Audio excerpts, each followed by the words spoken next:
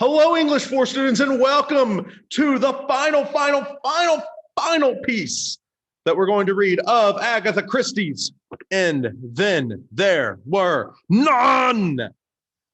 I am Paul Davidson, your English teacher. We finally did it. We've conquered the book. We've reached the end. So we're going to go over some of the things to pay attention to.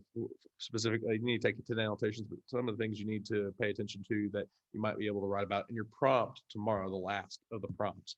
On Friday, I'll pop on here and I'll tell you about your And Then There Were None final. You actually have only 4 assignments left. You have the annotations, you have the prompt, you have the And Then There Were None final, and then you have the final, which we'll talk about next week. All right, but without further ado, let's talk about the manuscript in the manuscript document, or as I like to call it, the message in the bottle. So yes, we jump into here, and this is a manuscript document sent to Scotland Yard by the master of the Emma Jane fishing trawler. So this is a bottle they found in the fishermen found, and this is where the killer tells their side of the story. They admit to the crime because they feel like they created an unsolvable mystery, which according to the epilogue they did. And so he felt like he needed to express himself, like he wanted to take credit for his artistic achievement. And yes, the killer is Wargrave, for all those who've spoiled the novel for you long before because y'all went on the internet because you can't be patient to interact with it. Yes, Wargrave is the killer, but we find out the reason why he did it. And there's a wide variety of things. We kind of start off with like a little bit of a history lesson of who he is as a person, and then we finally get to where he has this urge that he wants to commit a murder himself. But at the same time, there's this dichotomy, this like balance that he wants to commit a murder, but he's still like, he cannot kill an innocent being. Yeah, I wanted to kill. The innocent must not suffer, as it says here on 288.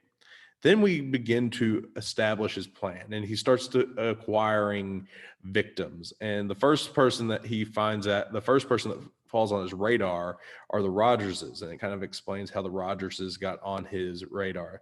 The same thing with Dr. Armstrong, and then he goes through a long laundry list of how the others got on the list. The person he dedicates the most amount of time to is Vera Claythorne, and he kind of has this interaction with Hugo. And I really like this exchange he has with Hugo right here. If I was to say I have a favorite part of a manuscript document sent to Scotland Yard 290 to 291, this part with Hugo would probably be it. Then finally right here, we find out what was the final thing that kind of pushed him over the edge that made him finally just, all right, screw it, I'm going to do it. And we find that out right here at the bottom of 291. And then he goes on to kind of explain how he acquired the island and how he killed everybody. But here's an important thing, and the one that I want you all to consider that I'm going to read out loud, but I want y'all consider just in general. The order of the death upon the island had been subjected by me to special thought and care. There were, I considered, amongst the guests, varying degrees of guilt. Those whose guilt was lightest should, I decided, pass out first and not suffer a mental strain and fear that more cold-blooded offenders would suffer.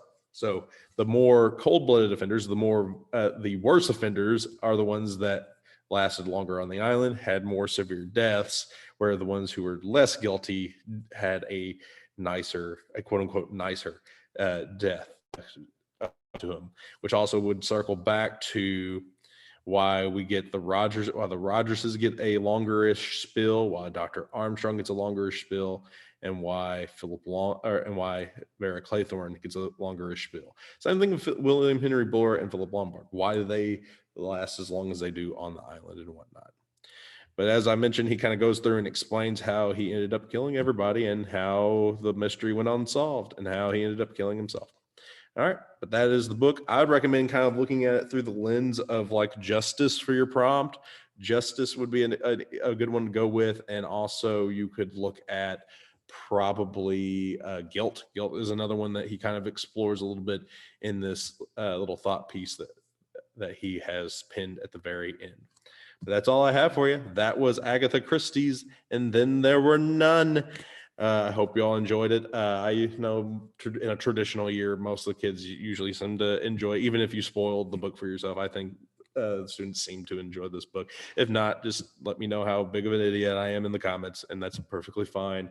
This was not a normal year. Most of the time, I would usually let the students have a little bit more say so in what we did at the very end here, but like there with the virtual teaching and with the virtual kids and the face-to-face kids and us having to be spread out and all that fun stuff, like it was just easier for us to do that. But we nailed out the year on this. Hope y'all enjoyed it. As I said, next week you'll be working on your final for this book, and then after that you'll work on your final.